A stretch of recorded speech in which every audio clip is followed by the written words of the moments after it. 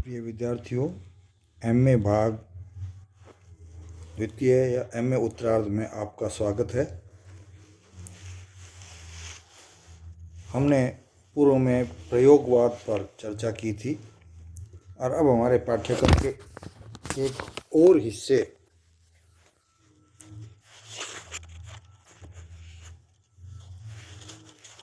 नारी विमर्श पर चर्चा प्रारंभ करेंगे। और नारी विमर्श पर चर्चा प्रारंभ करते ही सबसे पहले जो बात हमारे मस्तिष्क में आती है या आनी चाहिए वो ये है कि विमर्श असल में है क्या।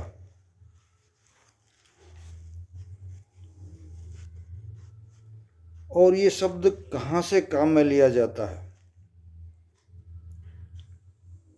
लेकिन एक बार हम इस मुद्दे को थोड़ा पीछे ले जाते हैं या आगे लेते हैं। अभी हम सिर्फ उस हिस्से पर बात करेंगे जिसे हम नारी कहते हैं। हम सब जानते हैं कि विश्व में आधा हिस्सा मनुष्य शक्ति का नारी के रूप में विद्यमान है और हम इसे नारी शक्ति के रूप में भी जानते हैं। और हमारी भारतीय संस्कृति के संदर्भ में यदि देखें तो हमारा ये मानना है कि नारी हमेशा पूजनीय होती है और बड़ी सम्मान की दृष्टि से हम लोग नारी को देखते हैं। बचपन से ही हमको सिखाया जाता है। तो फिर ये सवाल क्यों उठता है नारी विमर्श। निश्चित रूप से दुनिया में जो वस्तु, जो जीव, जो जंतु, जो कार्य हो रहे हैं, विचारणीय विषय तो होते हैं।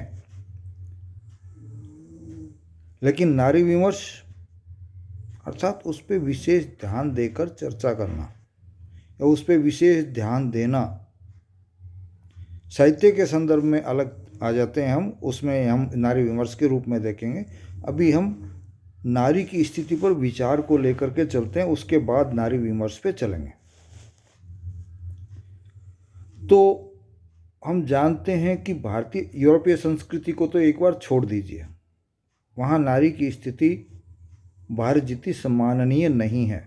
हालांकि औद्योगिक क्रांति के बाद जहाँ तक भौतिक स्वतंत्रता का सवाल है, वहाँ की नारी भारतीय नारी से ऊंची नज़र आती है या ज़्यादा स्वतंत्र नज़र आती है। लेकिन हम यदि जड़ों में जाते हैं तो हम पाएंगे कि वहाँ की नारी भारतीय नारी से कम स्वतंत्र है। ये भी एक चिंतन का विषय है और आगे हो सकता है हम उस पर चर्चा भी कर लें कि भारतीय नारी अधिक स्वतंत्र है या यूरोपीय नारी अधिक स्वतंत्र है। यहाँ यूरोपीय का मतलब यूरोपीय संस्कृति से, अमेरिका यूरोप में नहीं, लेकिन उसको भी हम यूरोपीय संस्कृति के या पाश्चात्य संस्कृति के भीतर रखते हैं। तो भारतीय सभ्यता और संस्कृति में नारी को हमेशा देवी के रूप में माना जाता है और हम जानते हैं पूजा भी होती है। और वाल्मीकि रामायण में तो स्पष्ट रूप से कहा गया है कि यत्र नार्यस्तु पूज्यन्ते रमन्ते तत्र देवता, अर्थात जहाँ नारी की पूजा होती है वहाँ देवताओं का वास होता है।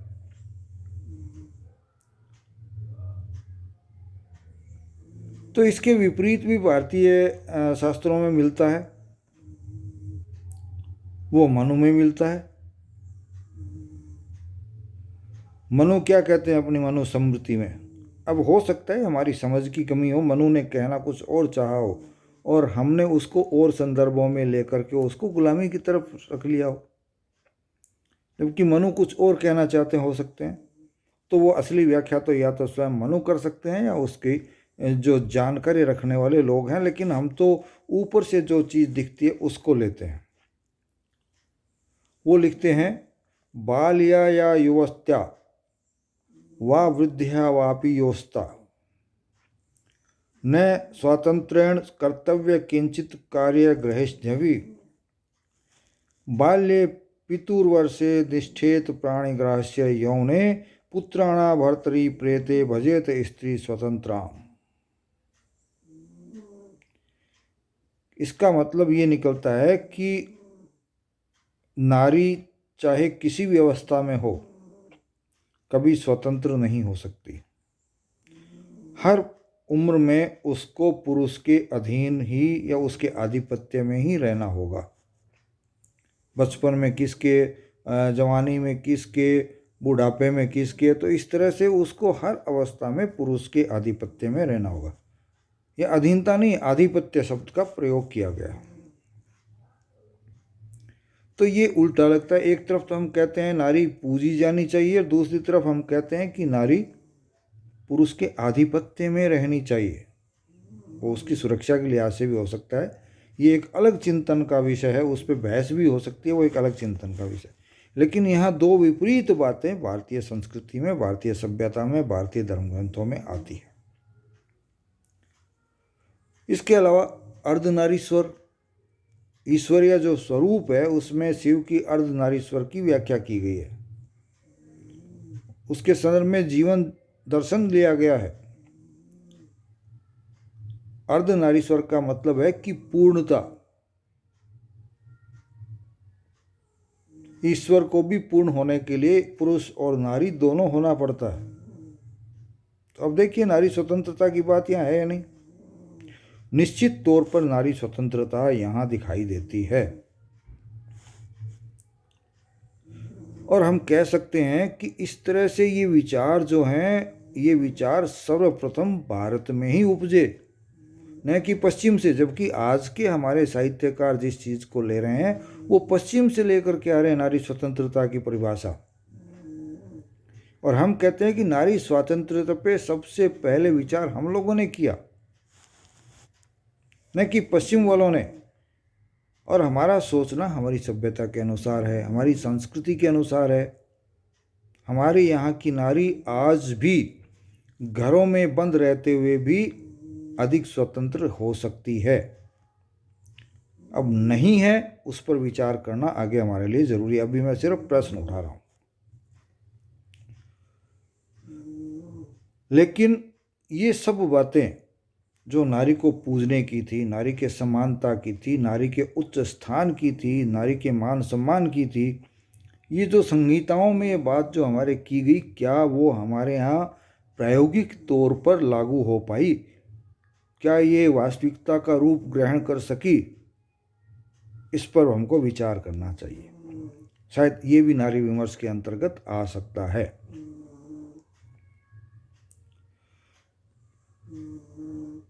पुरुष की जो वर्चस्वता है, चाहे दर्शन हो, चाहे धर्म हो या अन्य प्रकार के कोई विचार हो, वो हमेशा से साहित्य में भी, दर्शन में भी, धर्म में भी और समाज में भी विद्यमान रहे हैं। और नारी अपने आप के वर्चस्व को स्थापित करने के प्रति हमेशा अनिच्छुक दिखाई दी है। हो सकता है कुछ जैव वैज्ञानिक कारण भी इसमें रह सकते हैं, क्योंकि नारी के पास शारीरिक शक्ति कम होती है, पुरुष के पास अधिक होती है। और पुराने समय में जबकि दर्शन और सिद्धांत उतने मायने नहीं रखते थे, जिसकी ताकत होती थी उसका ही राज्य होता था, तो वहाँ स्त्री को इतना दबाव में रहना पड़ा होगा कि उसने पुरुष की वर्चस्वता पूरी तरह से स्वीकार कर ली। इन बिंदुओं पर भी नारी विमर्श के अंतर्गत विचार किया जाना आवश्यक है और लेखकों ने किया भी होगा, लेखिकाओं ने किया भी होगा। अब मैंने लेखकों और लेखिकाओं का आया तो निश्चित रूप से यहाँ हम कह सकते हैं कि दोनों द्वारा ही लिखा जाना चाहिए, दोनों द्वारा ही लिखा गया है। लेकिन उनकी मान्यता कितनी रही है वो भी पुरुष वर्चस्व की संभावना के कारण नारी की कम रही है। क्यों? पुरुषों का आधिपत्य रहा है साहित्य पर पहले। ऐसा नहीं कि पुरुषों ने नारी पर विचार नहीं किया हो। हमारे यहाँ मैथिली शरण गुप्त ने, हजारी प्रसाद द्विवेदी ने, इन सब ने बड़ी अच्छी तरह से विचार किया। फिर महादेवी वर्मा भी आई हैं, तो इन सब ने खूब विचार किया है। उनको भी नारी विमर्श के अंतर्गत हम अध्ययन कर सकते हैं। स्त्री और पुरुष एक दूसरे के पूरक हैं, लेकिन पुरुष के बारे में कहा जाता है कि अपनी निरंकुशता और अपनी संवेदनहीनता के चलते उसकी हमेशा से एक इच्छा रही है कि जर, जोरू और जमीन इन पर उसका अधिकार रहे और वह अपने आधिपत्य में उसको रखना भी चाहता है। अब आते हैं भारत की तरफ। भारत को आज़ाद हुए पहले तो मान लिया कि हम गुलाम थे। पहले बाहरी आक्रांता जो आए उनके रहे, फिर बाहरी व्यापारी आए उनके रहे, हम गुलाम कह सकते हैं, ये उनकी देन रही होगी। लेकिन भारत को आज़ाद हुए भी आज 70 साल से ऊपर हो गए। लेकिन स्थिति क्या है भारत में? स्त्री के प्रति जो दलन था, स्त्री के प्रति हमारा जो आज का तथाकथित तौर पे उन्नतिशील समाज है, उसका रवैया कैसा है? बहुत सी जगह जब हम देखते हैं कि उनका रवैया आज भी आदिकालीन मनुष्य जैसा ही है, दिखाई देता है। अंतिम स्थिति जब संघर्ष की आ जाती है तो पुरुष अपनी ताकत को दिखाता है। तो विवश होकर के नारियों को भी उसका विरोध करना पड़ा और आंदोलन भी किया।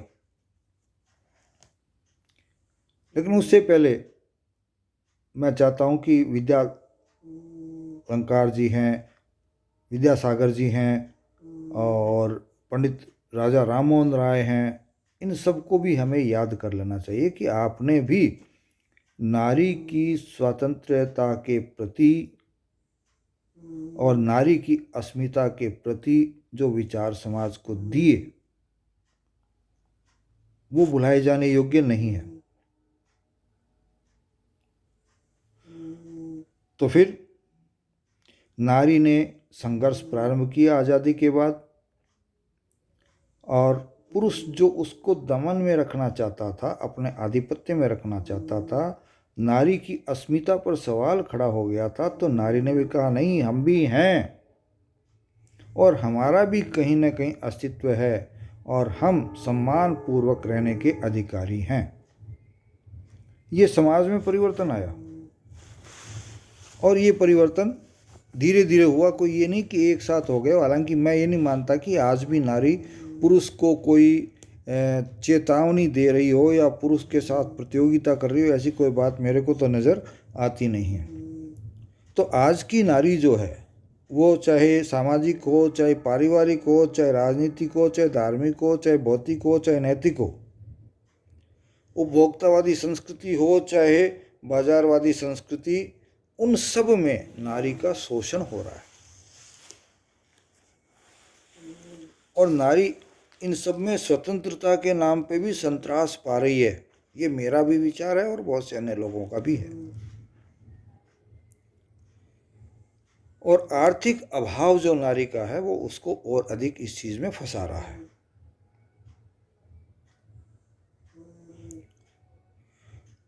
प्राचीनता और नवीनता का जो द्वंद्व यहाँ पैदा हो रहा है, हमारी प्राचीन संस्कृति की बेड़ियां,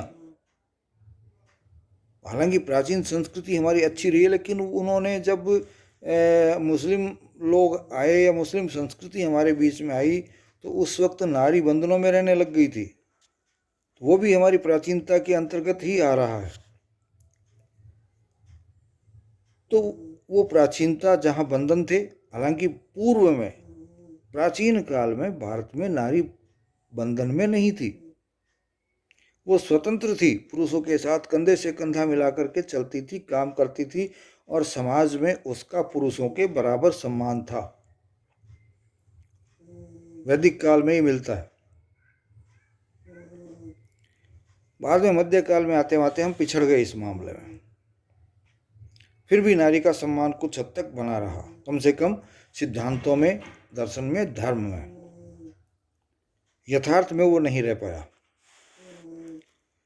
तो स्त्री जब आज़ाद होने की सोचने लगी और एक बार हम तो अंधेरे में आ गए, लेकिन पश्चिम में थोड़ा सा प्रभाव अच्छा हुआ या रोशनी आई, उस रोशनी के प्रभाव से भारत में भी नारी का यदि जागरण हम कहें, तथाकथित लोग कहते हैं, चलिए उससे मानना हम कह दें, तो जो नवीनता और प्राचीनता के बीच का जो नारी में द्वंद्व आया,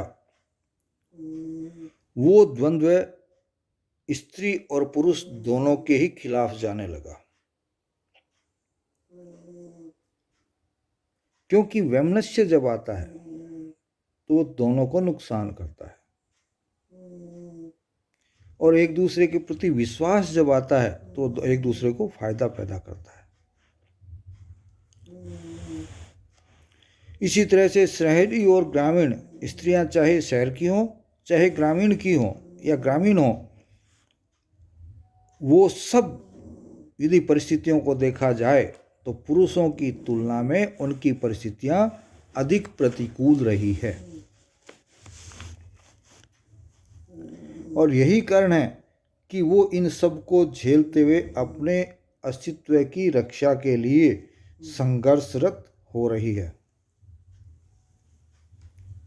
तो ये संघर्ष जो है वही विमर्श के द्वारा कुछ महिलाओं ने अपनी सृजनात्मकता के साथ समय समय पर आंदोलन के रूप में समाज के समक्ष अपने आप को प्रस्तुत किया, नारी की आवाज़ उठाती हैं। उसमें मेरा ये मानना है कि सिमोन द बोवार नामक एक महिला, जिन्होंने की द सेकंड सेक्स जो कि 1949 में लिखी थी, उसमें नारी को केंद्र बना करके आपने अपनी इस पुस्तक को लिखा था। और नारी से संबंधित विशेष तौर पे फ्रांस की नारी से संबंधित, क्योंकि ये फ्रांस से संबंधित थी, उनकी समस्याओं को उठाया। उसमें हमारी भारतीय नारी के प्रश्न उठने से संभव है कि कुछ रह गए हों, लेकिन फिर भी नारी नारी है, चाहे वो फ्रांस की हो, चाहे भारत की हो, चाहे अमेरिका की हो, चाहे अफ्रीका की हो, या किसी इस्लामी देश की हो। समस्याएं तकरीबन एक जैसी हैं, कहीं थोड़ी अधिक है तो कहीं थोड़ी कम है। तो सिमोन ने जो है स्त्री और पुरुष को जैव वैज्ञानिक दृष्टि से भी, मनोवैज्ञानिक दृष्टि से भी, ऐतिहासिक दृष्टि से भी, और पारिवारिक हो चाहे राष्ट्रीय हो, इन सब दृष्टियों से उनका अध्ययन किया और उनके मध्य जो द्वंद्व था उस द्वंद्व को भी आपने विश्लेषण किया उनका। और ये करते हुए आपने एक चीज और बताई कि स्त्री कहीं भी समूह बना करके नहीं रहती। पूरे विश्व का आधा हिस्सा होते हुए भी वो कहीं भी एक समूह के रूप में अपनी पहचान नहीं बनाती, एक जाति के रूप में अपनी पहचान नहीं बनाती, बल्कि उसकी पहचान क्या है? गुलाम की। सिमोन कहती है, हालांकि मैं नहीं मानता कि स्त्री गुलाम है। ठीक है, कई मामलों में वो दबी हुई हैं, लेकिन वो दूसरे रास्ते से पुरुष पर हावी भी हैं। तो जब विमर्श होता है तो उस चीज को भी लिया जाना चाहिए, एक तरफा कभी भी नहीं चलना चाहिए। तो ये जो परिणतियां हैं वो उन्होंने कहा, सारी बातें उन्होंने कही कि स्त्री गुलाम है, लेकिन उनका एक और मानना था कि अपनी स्थिति के लिए स्त्री स्वयं भी उतनी ही जिम्मेदार है जितना कि पुरुष है। स्त्री बराबर की जिम्मेदार है और वह पुरुष के साथ साथ सह अपराधिनी है नारी समाज के प्रति।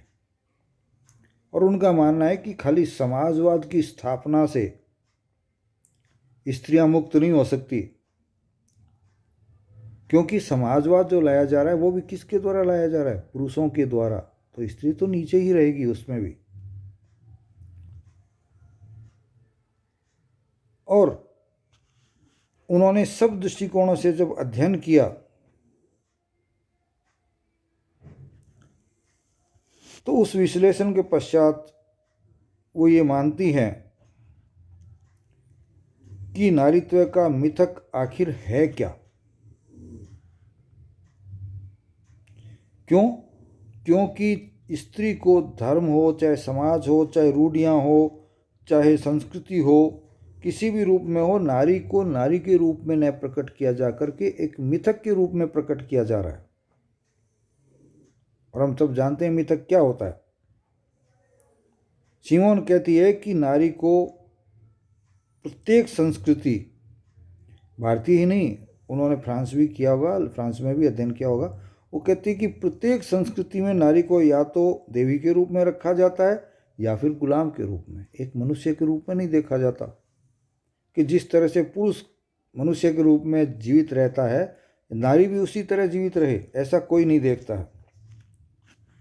और इन स्थितियों को स्त्री बड़ी सहजता से स्वीकार कर लेती है और वो कहती है कि चलो स्वीकार कर लिया, वहाँ तक ठीक है, बल्कि स्त्री उस काम में सहभागिनी भी रही है। क्योंकि अपने यहाँ कहा जाता है कि स्त्री की सबसे बड़ी दुश्मन स्त्री ही है। उसी बात को सिमोन यहाँ दूसरे तरीके से कह रही हैं। किस तरह से आगे उस बात को स्पष्ट भी करती हैं। स्त्री में ये भाव जो है वो केवल अपने लिए नहीं रहा, वो खुद तो गुलाम रही, बल्कि वह अपनी बेटी हो, चाहे बहू हो, चाहे अन्य स्त्रियां हो, उनके लिए भी जो खुद ने पीड़ा पाई, अर्थात आत्म पीड़ा जो उसने प्राप्त की है, उसके कारण वो दूसरी स्त्रियों से भी द्वेष रखती हैं और वो चाहती हैं कि वो मुक्त न हो जाए, बल्कि वो भी मेरी स्थिति में रहें। और वहीं आकर के स्त्री स्वयं स्त्री के प्रति अपराधी हो जाती है, जिसका फायदा पुरुष उठाते हैं। यही परिणाम रहा कि स्त्री अधीनस्थता की ओर बढ़ती गई और विभिन्न भूमिकाओं में वह अन्या बना दी गई। वो मुखिया नहीं रही, अन्या हो गई। तो आज के लिए इतना ही। अगली बार जब व्याख्यान अपना होगा और जब कभी फिर से चर्चा करने का अवसर मिलेगा नारी विमर्श पे, हम फिर से आगे चर्चा को और बढ़ाने का प्रयास करेंगे। जय हिंद, जय भारत।